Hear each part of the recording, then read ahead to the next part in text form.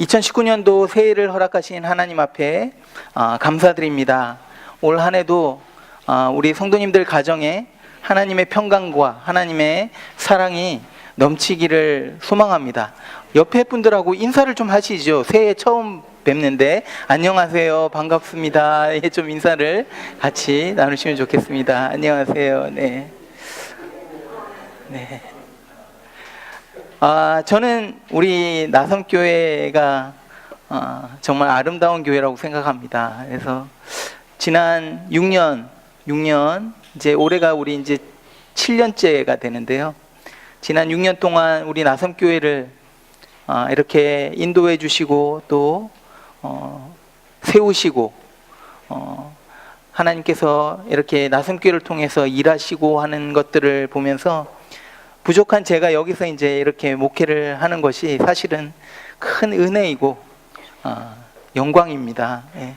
그래서 정말 이 교회에서 이렇게 우리가 같이 하나님 나라를 세워 나가는 것이 너무 귀하고 아름답다는 생각을 했습니다. 그러면서 올해 하나님께서 저에게 주시는 말씀은 이제 우리가 이제 뿌리를 조금 많이 내렸다면 이제는 더 활발하게 좀 움직이고 교회가 좀 더 많이 성장하고 그래서 하나님께서 맡기시는 일들을 더 잘 많이 감당하는 그런 교회가 되었으면 좋겠다라는 생각을 가지게 되었습니다. 그래서 정말 우리 나섬교회가 하나님이 원하시는 교회, 하나님이 막 디자인하시고 기뻐하시는 교회, 하나님의 비전을 품는 교회가 되었으면 좋겠다 이런 생각을 하면서 올해 표어를요, 성경적인 교회를 세우자, Let us build the biblical church 라는 이 표어를 가지고 1년 동안 우리가 좀 생활하기를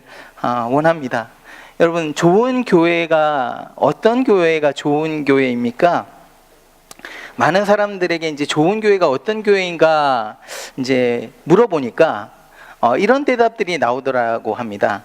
좋은 건물, 멋진 이제 예배당, 이 건물을 가진 교회가 좋은 교회다. 또 파킹장이 좀 편하게 되어 있는 이런 교회가 좋은 교회다. 또 교통이 편리해서 쉽게 교회에 찾아올 수 있는 그런 교회가 좋은 교회다.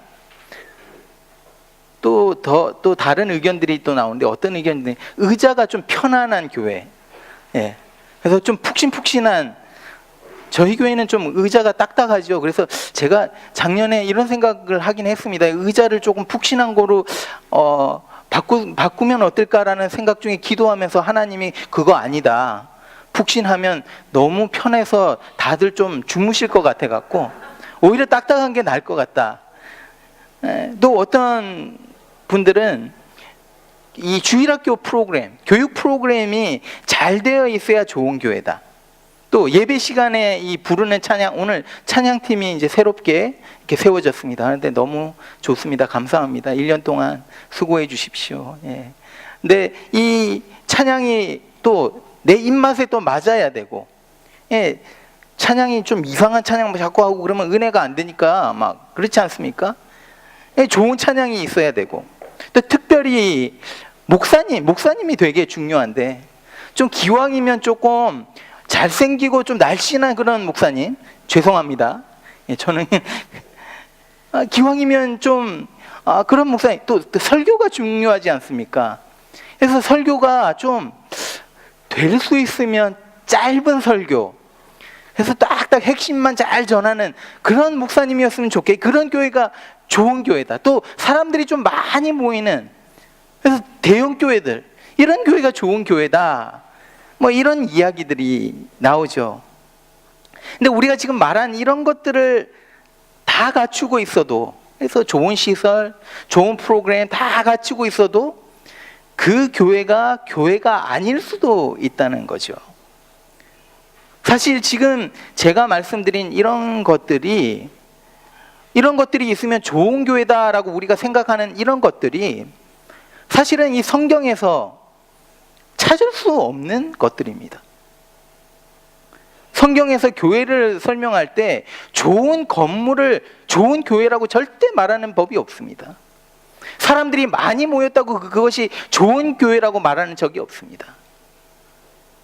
그래서 저는요, 좋은 교회란 어떤 교회인가? 그래서 앞으로 몇 달 동안, 뭐 한 4개월 동안 앞으로 어떤 교회가 정말 좋은 교회인지를 여러분들과 조금 생각하고 말씀 속에서 좀 찾아보고 이렇게 하기를 원합니다. 오늘 첫 번째로 교회의 이 특성 중에서 중요한 게 있는 것 같습니다. 좋은 교회는 어떤 교회인가? 첫 번째로 뭐냐면 말씀으로 세워지는 교회가 좋은 교회라는 거죠. 하나님은요, 말씀을 통해서 자기 자신을 우리에게 보여주셨습니다. 그래서 우리는 말씀을 읽으면서 하나님이 누구신지를 알게 되는 거죠. 그래서 이 말씀을 통해서 우리는 하나님의 뜻이 무엇인지, 하나님이 진짜 원하시는 것이 무엇인지를 알게 되는 것입니다. 그래서 교회에서 가장 먼저 해야 될 일이 뭐냐 저에게 물어보신다면 말씀을 가르쳐야 되고 또한 말씀을 배워야 한다는 겁니다. 제가 이제 목회를 하면서 말씀 준비에 사실은 굉장히 많은 에너지를 쏟습니다. 왜 그러냐 하면 사실은 두려워서요.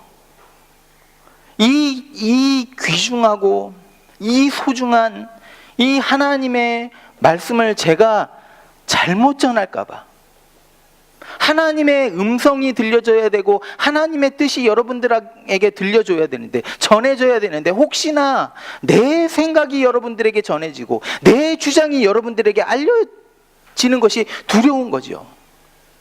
그래서 저는 무릎을 꿇고 기도하면서 준비할 때마다 하나님, 말씀을 선포할 때 하나님만 나타나게 도와주십시오. 기도하면서 준비합니다.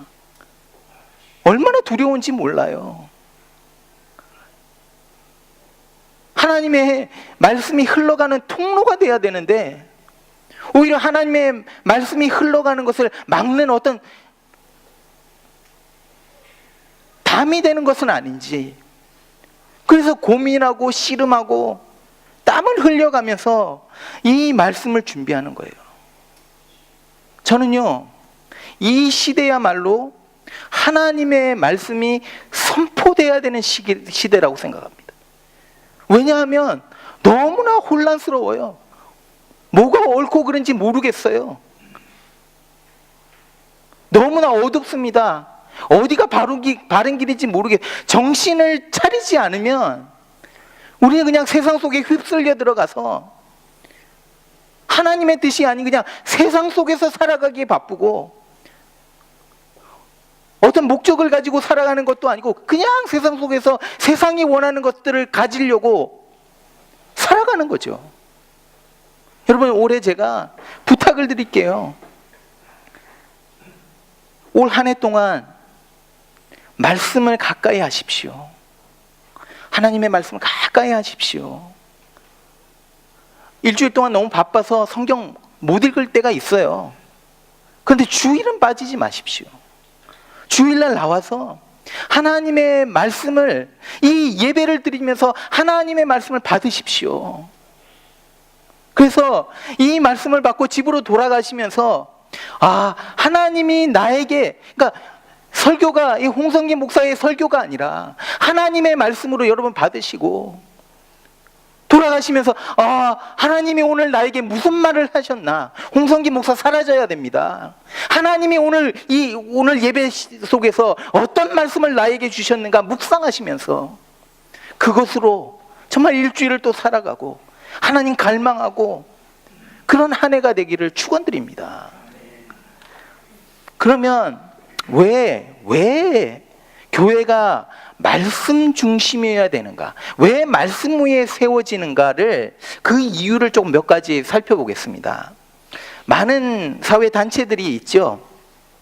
뭐 조그만 단체들도 있고 큰 단체들도 있습니다. 그런데 이 단체들을 이렇게 보게 되면 어떤 특성들이 있어요. 그래서 등산 모임, 그러니까 등산을 좋아하시는 분들이 함께 이제 저 같은 경우에는 테니스를 좋아해서 저희가 테니스 그룹이 있는데 요즘엔 좀 안 칩니다. 예. 너무 더워서 안 치고 또 바빠갖고. 근데 그 그룹의 모임, 또 좀 더 크게는 뭐 우리 여기 호주 시드니에서 살아가면서 큰 한인의 그 에트닉 그룹들, 차이니스 그룹, 코리안 그룹 이렇게 쭉 나눠져 있죠. 예, 모임들이 있습니다. 여러 가지 모임과 단체들이 있는데 교회가 특별하고 교회가 좀 다른 이유가 뭐냐 하면 교회는 하나님의 말씀으로 세워졌기 때문에 그렇습니다. 자, 에스겔 37장을 보게 되면 거기에 어떤 내용이 나오냐면 에스겔이 환상을 보게 됩니다. 어떤 환상을 보냐면 골짜기에 마른 뼈들이 쫙 있는 거예요. 근데 그 뼈들이 갑자기 맞추어지고 힘줄이 생기고 피부가 입혀집니다. 이게 여러분 어떻게 이렇게 된 줄 아세요? 아시는 분 있으세요? 어떻게 이 마른 뼈들이 이렇게 붓게 되고 이렇게 피부가 다시 생기고 사람의 모양같이 된 줄 아세요? 가르쳐 드릴게요. 보십시오. 이렇게 말합니다. 이게 내가 명령을 따라, 하나님의 명령을 따라서 하나님이 시켰어요. 그래서 명령을 따라 대언했다는 것은 하나님의 말씀을 선포했다는 겁니다. prophesy 했다는 겁니다. 대언할 때에 하나님의 말씀이 선포될 때에 소리가 나고 움직이며 이 뼈 저 뼈가 들어맞아서 뼈들이 서로 연결되더라. 그러니까 마른 뼈들이 막 연결이 되는 거예요. 피부가 붙습니다. 사람의 모양이, 이런 역사가 어떻게 이렇게 됐느냐? 말씀이 선포될 때. 그러면서 9절부터 다시 볼게요. 9 또 보여주십시오. 또 내게 이르시되 인자야 너는 생기를 향하여 대언하라. 생기, 스피릿에게, 브레스에게, 생기에게 말씀을 선포해서 이르기를 주 여호와께서 이같이 말씀하시기를 생기야 사방에서부터 와서 이 죽음을 당한 자에게 불어서 살아나게 하라 하셨다 하라. 이에 내가 그 명령대로 대언하였더니 생기가 그들에게 들어가매 그들이 곧 살아나서 일어나 서는데 극히 큰 군대더라. 처음 대언했을 때는 어떻게 됐냐면요, 뼈가 그냥 붙고 살이 붙고 피부가 붙었어요. 사람의 모습은 있었지만 숨 쉬지를 않았다는 겁니다. 그런데 에스겔이 하나님의 말씀을 어디다가 대언하냐면 스피릿에게, 브레스에게, 생기에게 대언을 하는 거예요. 이거 영적으로 보면요, 하나님의 말씀을 성령에게 선포했다는 겁니다. 그러니까 성령이 죽어있는 것에 들어와서 이것들이 살아나더라는 거예요. 죽었던 것들이 생명을 얻게 되더라는 거예요. 여러분, 말씀이 선포될 때, 제가 이 자리에서 지금 하나님의 말씀을 증언하고 있습니다. 대언하고 있습니다. 이렇게 될 때에 사람들이 살아나더라고요. 여러분들의 가정에서, 여러분들이 자녀들에게 이 말씀을 대언할 때에, 여러분들이 직장 속에 들어가서 여러분 직장 동료에게 이 말씀을 대언할 때에 죽어가던 사람들이, 슬픔에 잠겨있던 사람들이 다시 일어나더라는 것입니다. 일어나서 군대가 되더라는 거예요. 영적인 싸움을 할 수 있는 교회가 되더라는 겁니다. 여러분, 이게 바로 말씀의 능력으로 성령의 세례를 받은 사람들이 군사로 세워져서 영적인 싸움을 하는 공동체, 바로 교회라는 거예요. 오늘 살피고 있는 우리 디모데후서 이 본문도요, 같은 내용을 말하고 있습니다. 디모데후서 3장 15절 볼까요? 이렇게 말합니다. 또 어려서부터 성경을 알았나니 성경은 능히 너로 하여금 그리스도 예수 안에 있는 믿음으로 말미암아 구원에 이르는 지혜가 있게 하느니라. 여러분, 세상 살아가면서 가장 중요한 지혜가 뭔지 아세요? 돈 잘 버는 지혜 아닙니다. 공부 잘하는 지혜, 사람관계 잘하는 지혜 아니에요. 가장 중요한 지혜는 하나님을 알아가고 구원에 이르게 하는 지혜라는 거예요. 어떻게 이런 지혜가 우리에게 주어집니까? 성경을 통해서. 그래서 성경은 능히 너로 하여금 구원에 이르게 하는 지혜가 있게 하느니라 지금 말하고 있는 거예요. 그러면서 여러분, 사실 우리가요, 신앙생활하면서 예배 시간도 그렇고 말씀이 차지하는 부분이 굉장히 많이 있습니다. 왜 그러냐면요, 우리는 말씀을 들어야지만 구원을 얻을 수 있기 때문입니다. 믿음은요, 들음에서 난다고 했어요. 그래서 로마서 10장 17절에 보면, 그러므로 믿음은 들음에서 나며 들음은 그리스도의 말씀으로 말미암느니라 말하고 있는 거예요. 여러분, 우리는요, 말씀을 들어야 돼요. 세상 사람들이 어떻게 구원을 받는 줄 아세요? 말씀을 들을 때. 예수 그리스도가 얼마나 우리를 사랑해서 십자가를 지시고 그것으로 인해서 우리가 구원받는 이 기쁜 소식, 복음, 이 말씀을 들음으로 인해서 믿음이 생긴다는 겁니다. 그러면서 사도 바울이요, 계속해서 이 성경에 대해서 더 많은 설명을 해줍니다. 보여주십시오. 모든 성경은 하나님의 감동으로 된 것으로, 그러니까 사람의 생각이 아니라는 거예요. 사람의 가치관을 써놓은 게 아니라는 거예요. 하나님의 생각이 담겨 있는 것, 하나님의 마음이 담겨 있는 것이 이 성경이라는 겁니다. 그래서 이 성경은 교훈은 이제 가르치는 겁니다. 뭘 가르칩니까? 하나님에 대해서 가르치는 거예요. 하나님이 어떤 분이십니까? 여러분, 하나님을 알게 될 때, 저는 이렇게 생각해요. 내가 하나님을 알게 될 때 내가 정말 누구인지 알게 되는 것 같아요. 내 정체성은 하나님을 알게 될 때부터 내 정체성이 갖추어지는 거죠. 그래서 내 정체성, 내가 나를 알게 되니까 그 다음부터 내가 왜 살아가야 되는지, 삶의 목적과 이유가 살아나는 거죠. 그래서 여기서 교훈, 가르친다는 것은 하나님에 대해서 가르치는 겁니다. 그 다음에 책망과 바르게 함과 의로 교육하기에 유익하니, 하나하나 따로따로. 책망은 뭐냐면 하나님의 말씀이 막 책망하는 그런 역할을 하는, 부모가 자녀를 바로잡기 위해서 매를 드는 것 같이 그렇게 책망할 때가 있다는 거예요, 성경 말씀이. 그 다음에 바르게 한다. 여기서 바르게 함, 이거는 뭐냐면, 여러분, 우리가 이제 운전을 하고 가면서 고속도로를 달릴 때, 저도 이런 적이 있는 것 같아요. 고속도로를 달릴 때 졸리지 않습니까? 졸리게 되면 핸들이 조금 흔들려요. 흔들리면서 어떻게 되냐면 옆으로 약간 움직입니다. 그 라인에 바로 가지 못하고 옆으로 흘러요. 그러면 뭐가 있느냐면 두두두둑 거리는 게 있지 않습니까? 그 라인들이. 그래서 두두두둑 거리면 갑자기 깨는 거예요. 좀 졸다가. 그러면서 바로 잡습니다. 이게 바로 성경의 역할이라는 거예요. 그래서 내가 조금 잘못 나갈 때, 인생 속에서 살아가면서 좀 잘못 나갈 때 성경을 통해서 우리를 바로 잡아주는 거죠. 그 다음에 교육하기에 유익하다라는 말은 트레이닝을 시킨다는 거예요. 운동선수가 트레이닝을 해야죠. 예, 훈련을 받아야 되는 거예요, 시합 나가기 위해서.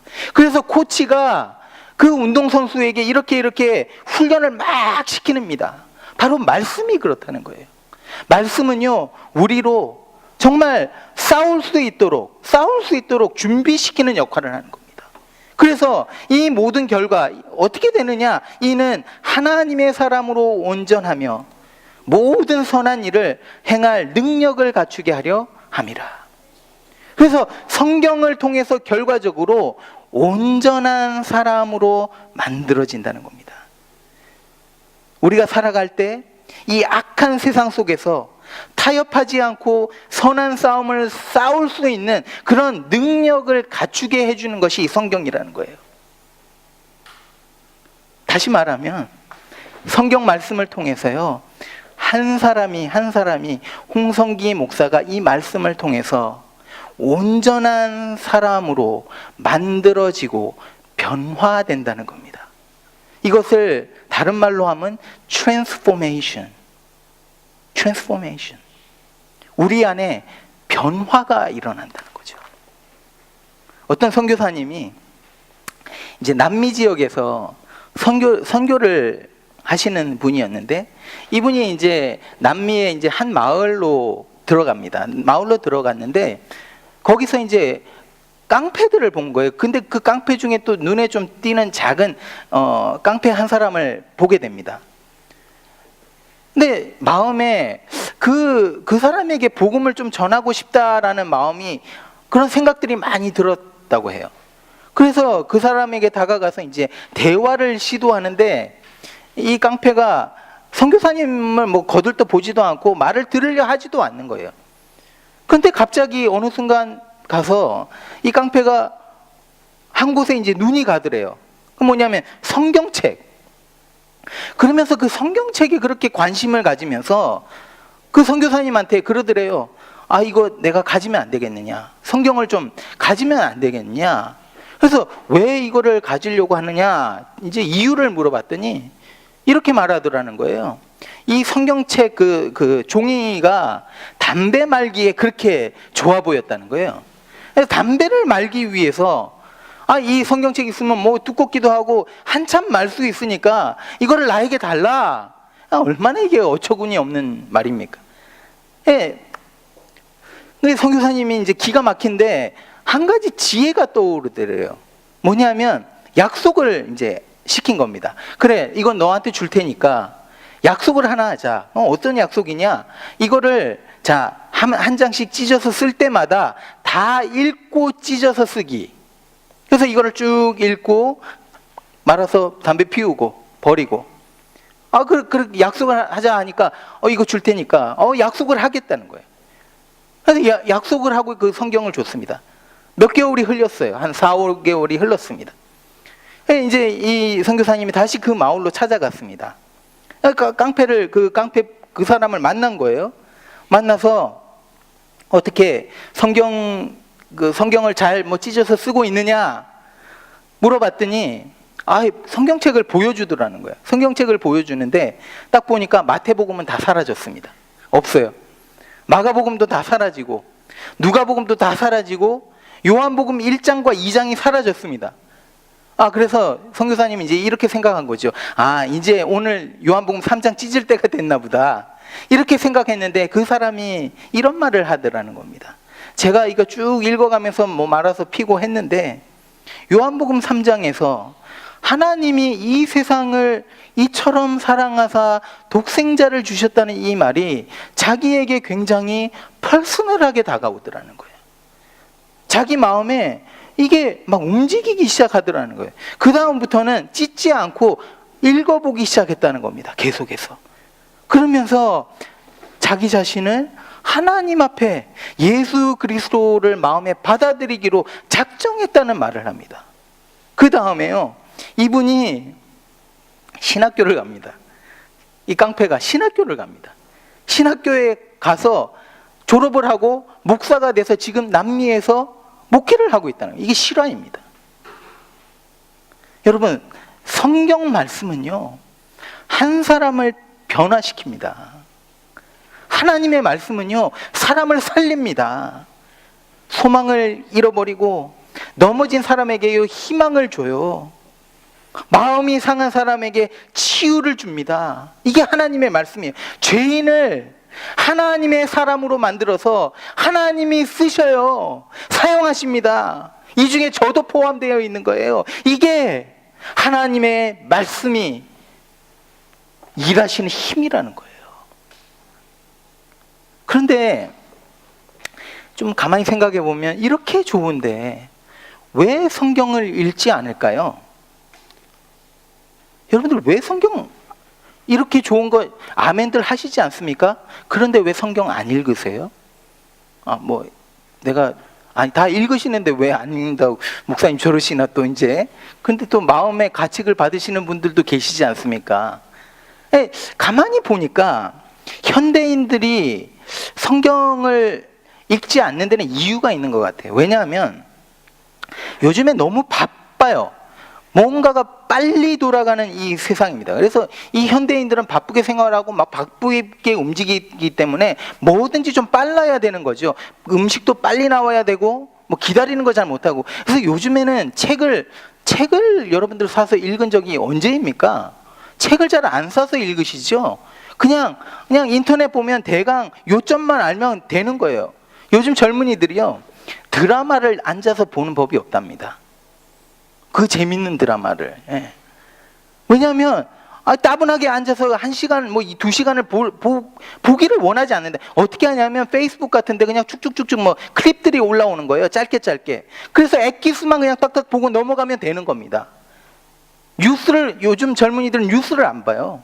왜냐, 뭐 나이 드신 분들은 뉴스를 보시겠지만 뉴스를 안 봅니다. 왜냐하면 업데이트가 하도 빨리 되니까 그냥 툭툭툭툭 그냥 폰에 턱 뜨니까 뉴스 볼 필요가 없는 거예요.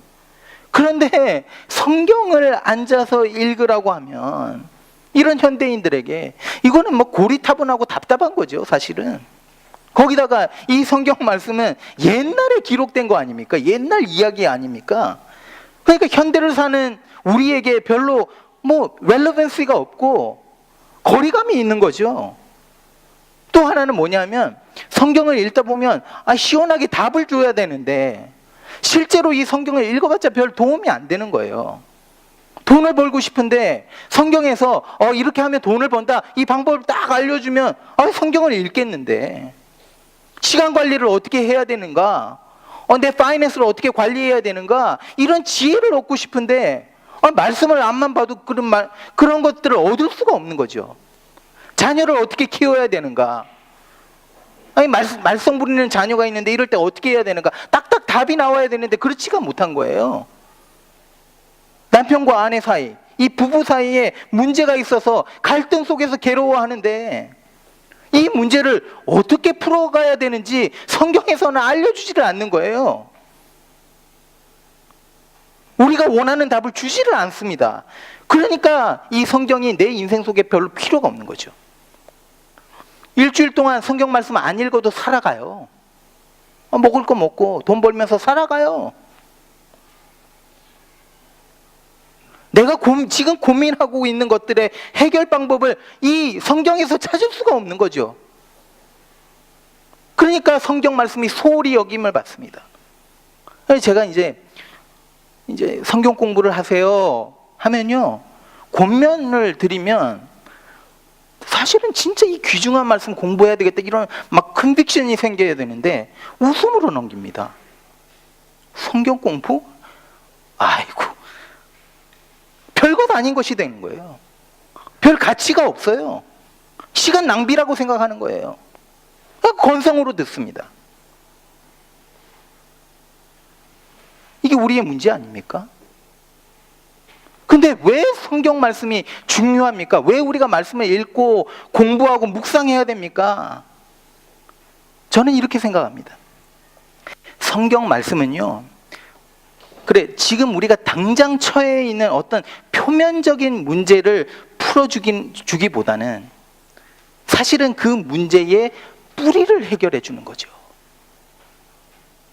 그래서 나에게 있던 어떤 문제가 아니라 내 속에 그 뿌리, 사람 자체를 변화시키는 것이 이 성경 말씀이라는 거예요. 성경 말씀은요, 우리 한 사람 한 사람을 변화시킵니다. 어떻게 변화시킵니까? 예수를 닮아가게 만드는 거예요. 말씀을 읽으면 읽을수록 내가 예수님을 더 닮아가게 된다는 거예요. 예수님을 닮아간다는 게 어떤 의미입니까?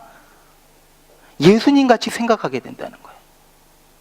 예수님이 갈망하는 것을 내가 갈망하고 예수님이 가지고 있던 그 소망을 내가 가지게 되고 예수 그리스도의 가치관이 나의 가치관이 된다는 겁니다. 예수님과 같이 생각하고 예수님의 마음을 품게 되고 점점 예수님을 닮아가니까 어떻게 됩니까? 내 행동이 변해요.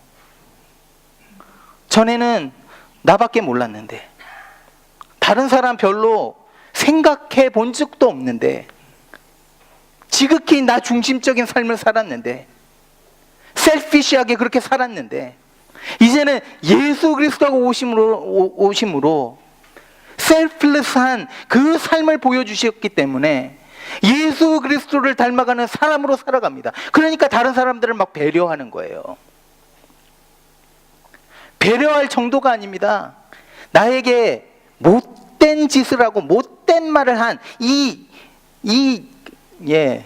욕이 나오면 안 되니까 이런 사람을 용서하는 거예요. 이 사람을 용서하면서 끌어안고 이 사람을 위해서 기도합니다. 여러분, 그리스도를 닮아가야 되는 거죠. 우리 속에서 그리스도를 닮은 그런 모습들이 나와야 되는 거죠. 그런데 살아가면서 형제들과 싸우고 다른 사람들과 부딪히고 그러면서 용서는 없고 그러면서 어떻게 신앙생활을 합니까? 뭐가 닮았다는 겁니까?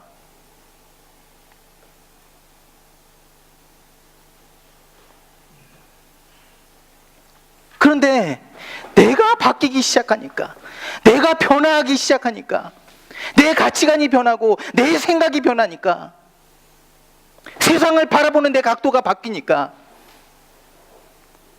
나라는 사람이 중심이 아니라 다른 사람을 위하고 예수 그리스도가 나의 중심이 되어버리니까 달라지더라는 거예요. 부부관계가 달라집니다. 부모와 자녀와의 관계가 달라집니다. 돈을 버는 방법이 달라지지요. 직장 생활이 달라집니다. 가정 생활이 달라집니다. 심지어 너무나 아픈 병에 걸려갖고 지금 암흑과 같은 그 길을 지나가는 그런 힘든 시간에 예수님을 닮아가니까 그 절망의 순간 속에서, 절망의 상황 속에서 소망을 품게 되더라는 거예요. 그러면서 죽음도 두렵지 않는 그런 소망을 가지게 되는 거죠. 여러분, 우리는요, 예수님이 필요해요. 말씀이 이 예수님인 거예요. 이 성경 말씀이 예수님이기 때문에 이 성경 말씀, 예수님을 우리에게 주시는 거예요. 그래서 이 말씀 속에서, 이 예수 그리스도라는 이 말씀 속에서 내가 살아갈 때, 살아가는 순간순간마다, 숨쉬고 움직이는 그 순간마다 내 앞에 밀려오는 그 인생의 파도 속에서, 그 심한 파도 속에서 하나님의 말씀이 나의 발에 등불이 되고, 하나님의 말씀이 나의 힘이 되고, 능력이 되고, 소망이 되고, 위로가 되고, 내가 살아가는 이유가 되는 거예요. 현대교회의 문제점이 뭔지 아십니까? 이 말씀이 사라지고 있다는 거예요. 한국교회나 이 호주교회를 보게 되면 여러분, 주일학교가 막 다 죽었죠. 한국교회 같은 경우에는 몇십 년 전만 해도 주일학교, 중등부, 고등부가 막 그냥 북적북적 됐습니다. 그런데 어느 순간부터 이 자녀들이 대학에 가게 되고 사회로 나가게 되면 교회를 떠나더라는 겁니다. 이게 우리가 한국 역사, 한국교회 역사 가운데 볼 수 있는 거 아닙니까? 제가 왜 이렇게 되었을까? 왜 젊은이들이 이렇게 교회를 떠나고 젊은 가정들이 교회를 떠나버리니까 주일학교가 텅텅 비는 거죠. 뭐가 문제입니까? 잘못 가르쳤다는 거예요. 이 아이들에게 말씀을 심어줘야 되는데, 교회에서 그냥 율법적으로 이거 하지 마, 저거 하지 마, 이것보다 뭐 그것도 중요하겠지만 정말 하나님의 말씀, 예수 그리스도의 이 복음을 심어줬어야 되는데, 저랑 같이 교회 생활하던 한 친구가 이런 말을 하면 너무 제가 충격이었습니다. 자기는 자기의 인생 절반을 교회에서 보낸 것을 제일 후회한다라고 말을 합니다. 뭡니까? 이 귀한 말씀, 이 말씀을 심어주지 못한 거예요. 말씀으로 든든하게 세워져서 훈련받고 했어야 되는데 그게 안 되니까 세상 속으로 들어가 보니까 세상과 싸워서 이길 힘이 없는 거죠. 말씀에 든든히 서 있지 않으니까 그냥 세상의 가치관에 휩쓸려 버리는 거죠. 여러분, 오늘 우리 자녀들 보십시오. 이제 곧 중고등학교로 막 올라가고 할 텐데 대학생들 보십시오. 얼마나 많은 유혹들이 있습니까? 세상의 유혹이요, 눈만 돌리면 찾을 수 있는 거예요. 얘네들이 지금 매일매일 뭘 부딪히는 줄 아세요? 세상의 가치관과 부딪혀요. 앞으로 미래에는 더 할 겁니다. 여러분, 이런 상황 속에서 우리가 우리 자녀들을 어떻게 지킬 겁니까? 아무리 좋은 건 먹이고, 아무리 좋은 뭐 학교에 보내고, 아무리 뭐 이것저것 다 시켜도요, 여러분, 우리 아이들이 바르게 자라나지 못합니다. 선한 싸움, 세상에 들어가서 선한 싸움을 할 수 있는 그런 사람으로 변화시키지 못하는 거예요. 이런 교육은 말씀만이 할 수 있는 거예요. 그런데 왜 가정에서 자녀들에게 말씀 가르치지 않습니까? 부모들에게 주신 이 가장 귀한 것, 왜 말씀 가르치지 않습니까? 답답한 거예요.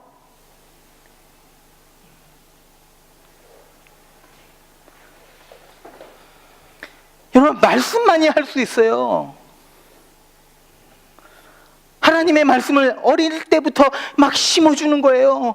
하나님이 얼마나 너희를 사랑하는 줄 아느냐? 예수 그리스도가 얼마나 사랑했는지 아느냐? 십자가에 못 박혀 죽으실 때까지 사랑했다. 그 마음을 알려주는 거예요. 그것으로 성장하게 만드는 거예요. 그러면요, 이 아이들이 예수님을 닮은 사람으로 성장합니다. 뭐 머리 좋고 뭐 공부 잘하는 그런 게 아니라 예수님을 닮아가는 사람으로 성장한다는 거예요. 얘네들이 자라면서 살아가면서 예수님의 마음을 품어요. 예수님의 생각과 가치관을 가져요.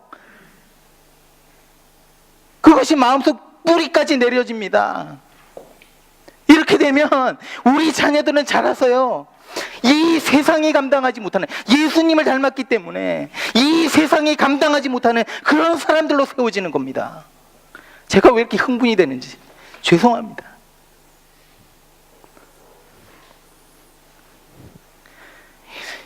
여러분, 말씀이요, 여러분의 자녀들을 살립니다. 이게 진짜예요. 다른 교육 아니 좀 못해도 돼요. 말씀이 살려요.